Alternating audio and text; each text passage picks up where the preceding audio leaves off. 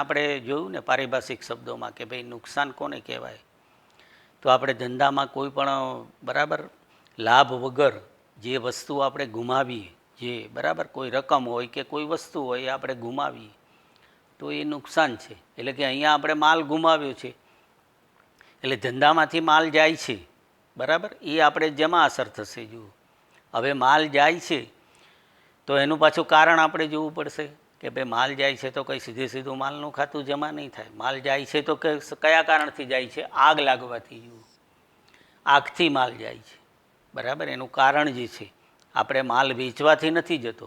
જો માલ આપણે વેચ્યો હોય અને માલ જાય તો આપણે વેચાણનું ખાતું જમા થાય બરાબર. એવી રીતે આપણે જોયું કે આપણે ખરીદેલો માલ પરત કર્યો હોય તો માલ જાય તો ખરીદ પરતનું ખાતું જમા થાય. પણ અહીંયા માલ જાય છે તો કયા કારણથી?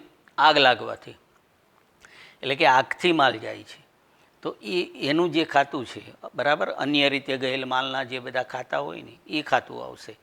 કે આપણે જો જાહેરાતમાં માલ આપ્યો હોય તો જાહેરાતથી ગયેલ માલ કહેવાય. આપણે માલનું ધર્માદા કર્યું હોય તો એને ધર્માદાથી ગયેલ માલ કહેવાય બરાબર. એટલે અન્ય જે ખાતું હોય, જે રીતે માલ જાય, ધારો કે ધંધાનો માલિક એના પોતાના ઘર વપરાશ માટે ઉપાડ દ્વારા માલ લઈ જાય તો એને ઉપાડથી ગયેલ માલ કહેવાય. એટલે જે માલના આપણે અન્ય ખાતા જે લખ્યા છે એ બધા તમારે ખ્યાલ રાખવાના. જો ધંધામાં આગ લાગે તો આગથી ગયેલ માલ કહેવાય. જો ધંધામાં ચોરી થાય તો ચોરીથી ગયેલ માલ કહેવાય. જો આપણે જાહેરાતમાં નમૂના તરીકે માલ વેચીએ તો એને જાહેરાતથી ગયેલ માલ કહેવાય. આ બધા ખાતાના નામ છે. જુઓ માલ જવાના બધા અનેક કારણો હોય.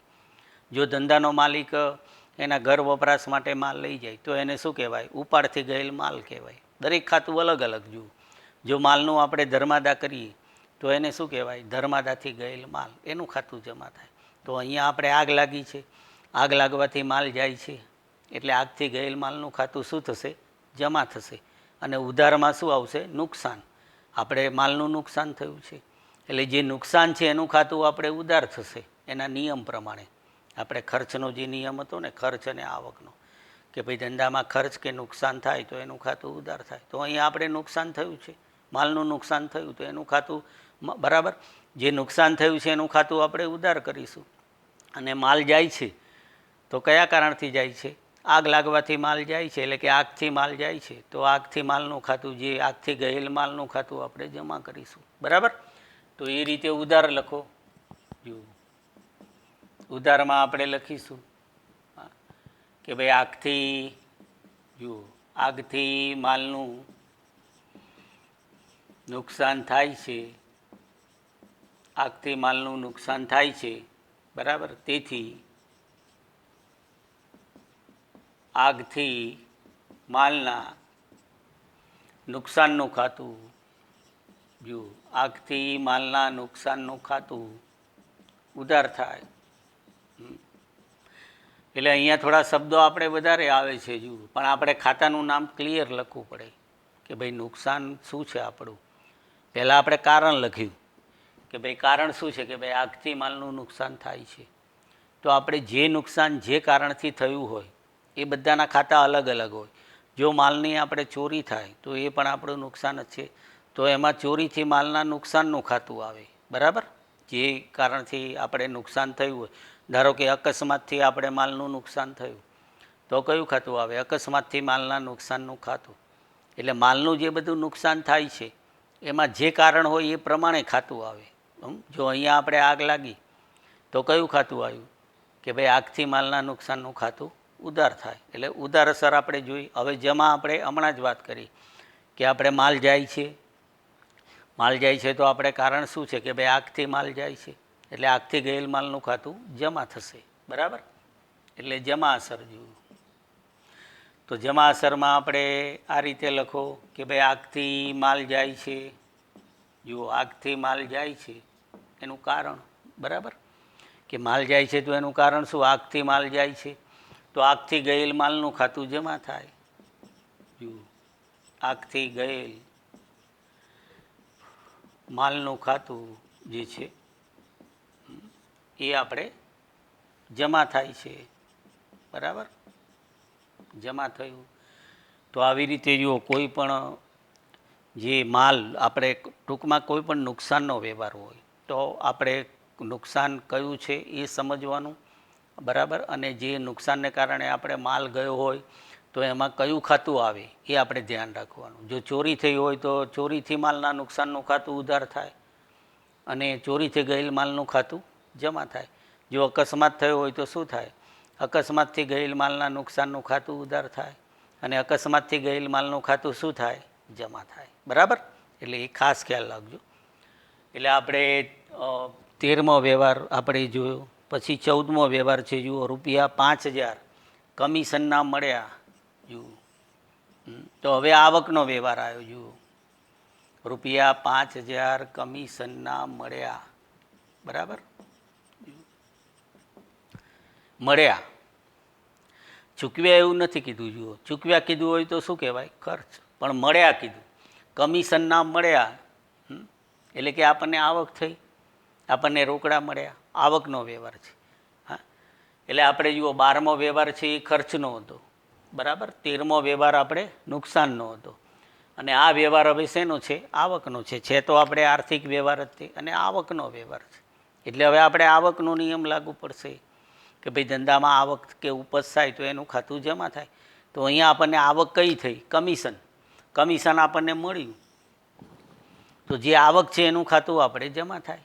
ઉપજ, આવક હોય કે ઉપજ હોય, બરાબર, એનું ખાતું જમા થાય, બરાબર. તો હવે આપણને એ ખબર પડી કે ભાઈ આમાં આપણને આવક થઈ છે, જે આવક છે એનું ખાતું જમા થશે. તો ઉધાર શું થશે? આવકનો વ્યવહાર છે એટલે એ તો રોકડ જ હોય, બરાબર ને. આ પણ ખાસ ખ્યાલ આપણે રાખવાનું જ છે કે ભાઈ ખર્ચ અને આવકનો કોઈ પણ વ્યવહાર હોય એ રોકડ જ હોય. જો આપણે આ ખર્ચનો વ્યવહાર હતો તો એ રોકડ છે, એમાં આપણે ચૂકવ્યા તો એમાં આપણે શું લખ્યું હતું કે ભાઈ રોકડ જાય છે. પણ અહીંયા આપણે આવકનો વ્યવહાર છે એટલે કે રોકડ આવે છે. રોકડ આવે છે તો રોકડનું ખાતું શું થશે? ઉધાર થશે, બરાબર. અને જે આવક આપણને થાય છે એનું ખાતું શું થશે? જમા થશે. એટલે આવકનો કોઈ પણ વ્યવહાર હોય, કમિશનના મળ્યા, પછી આપણને એવું કીધું હોય કે દલાલીના મળ્યા, પછી એમ કીધું હોય ભાડાના મળ્યા, આવક ગમે તે આપી હોય, ખાલી શબ્દ બદલાય પણ અસર આપણે ખ્યાલ રાખી હોય તો આપણને એની અસર, સાચી અસરની ખબર પડી જ જાય કે ભાઈ કમિશનના મળ્યા એટલે કે ધંધામાં રોકડ આવે છે એટલે રોકડનું ખાતું ઉધાર થાય અને કમિશનના મળ્યા એટલે કમિશન આપણી આવક છે તો એનું ખાતું જમા થાય. સીધી વાત છે. જો એટલે આવકનો કોઈ પણ વ્યવહાર આપેલો હોય તો તમારે ધ્યાન રાખવાનું, બરાબર. એટલે ઉધાર અસર આપણે શું લખીશું કે ભાઈ ધંધામાં રોકડ આવે છે. જુઓ, ઉધાર અસર લખો કે રોકડ આવે છે એટલે આપણે રોકડનું ખાતું ઉધાર થાય. એટલે આ એક આપણે આવકનો વ્યવહાર છે, બરાબર, રોકડ વ્યવહાર છે. કારણ કે આપણે આવક થઈ એવું ક્યારે કહી શકીએ કે આપણને કંઈ રોકડા પૈસા મળ્યા હોય કે અથવા ચેક મળ્યો હોય તો આપણે એમ કહી શકીએ ને કે ભાઈ આવક થઈ. હા, એ વગર તો આપણે આવક બોલી ન શકીએ ને. જેમ આપણે ખર્ચની વાત કરી, કોઈ એમ કે ભાઈ મારે ખર્ચ થયું, એનો મતલબ શું થયો કે ભાઈ એણે એટલા રોકડા પૈસા ચૂકવ્યા છે તો અહીંયા આવક થઈ હતી એટલે કે આપણને એટલા પૈસા રોકડા મળ્યા, બરાબર. એટલે રોકડ આવે છે એટલે રોકડનું ખાતું ઉધાર થયું, એમાં મિલકતનો નિયમ છે. અને જમામાં આપણે રોકડ આવી તો એનું કારણ શું છે કે આપણને કમિશન મળ્યું, આવક થઈ, તો આવકનું ખાતું નિયમ પ્રમાણે જમા થશે, બરાબર. એટલે જમા અસર આપણે લખીશું કે કમિશનની આવક થાય છે. જો કમિશનની આવક થાય છે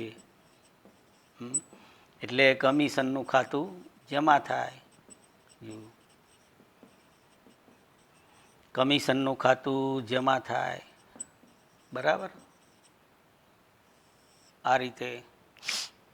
એટલે જો આ એક આવકનો વ્યવહાર છે. એટલે આવી રીતે આવકના કોઈ પણ વ્યવહાર હોય તો આપણે એની બે અસર કરવાની છે કે ભાઈ જો આપણને ચેક મળ્યો હોય તો આપણે બેંક ખાતું ઉધાર કરવાનું, કારણ કે એ ચેક આપણે બેંકમાં ભરીએ તો બેંકનું ખાતું ઉધાર થાય.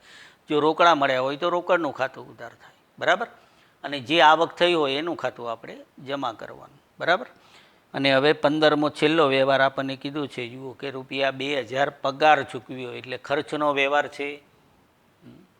ખર્ચનો વ્યવહાર જુઓ 15મો જે છે એ આપણે ખર્ચનો વ્યવહાર છે, કારણ કે ચૂકવ્યો આપણને કીધું ને કે ભાઈ ₹2000 જે છે એ આપણે પગાર ચૂકવ્યો. જુઓ એટલે એ ખર્ચનો વ્યવહાર કહેવાય. એમાં વ્યક્તિનું નામ આપેલું નથી. જુઓ અને માનો કે આપેલું હોય તો પણ એ ખર્ચનો જ વ્યવહાર કહેવાય, બરાબર. એટલે કે ₹2000 પગાર ચૂકવ્યો, એટલે કે આપણે પગારના ચૂકવ્યા, પગાર ચૂકવ્યો, આપણને એ રીતે કીધું છે કે ભાઈ પગાર ચૂકવ્યો એટલે ખર્ચ, અને ખર્ચ છે એટલે રોકડ વ્યવહાર, બરાબર ને. જો આમાં વ્યક્તિનું નામ આપેલું હોય માનો કે, તો પણ એ રોકડ વ્યવહાર જ કહેવાય. વ્યક્તિનું નામ એમાં બરાબર આપે કે ના આપે, આમાં આપણે માનો કે વ્યક્તિનું નામ મૂકી દઈએ કે ભાઈ નિલેશભાઈને ₹2000 પગાર ચૂકવ્યો, તો પણ શું થશે? રોકડ વ્યવહાર જ થશે.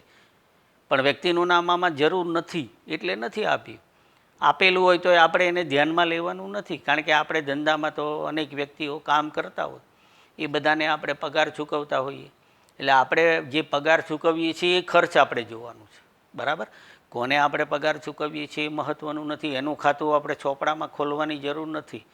તમે જુઓ, મોટી ફેક્ટરી હોય, કારખાના હોય, તો એમાં તો હજારો લોકો કામ કરતા હોય છે, તો કંઈ એ બધાના ખાતા કંઈ ચોપડે ખોલવામાં આવતા નથી, બરાબર. એને પગાર ચૂકવવામાં આવે, દર મહિને પગાર ચૂકવાય, તો એ પગારનું ખાતું ચોપડામાં ખોલવામાં આવે, બરાબર. એટલે ખર્ચનો વ્યવહાર હોય કે આવકનો વ્યવહાર હોય, એમાં તમારે યાદ રાખવાનું, વ્યક્તિનું નામ આપેલું હોય તો એ આપણે ધ્યાનમાં લેવાનું નથી, બરાબર.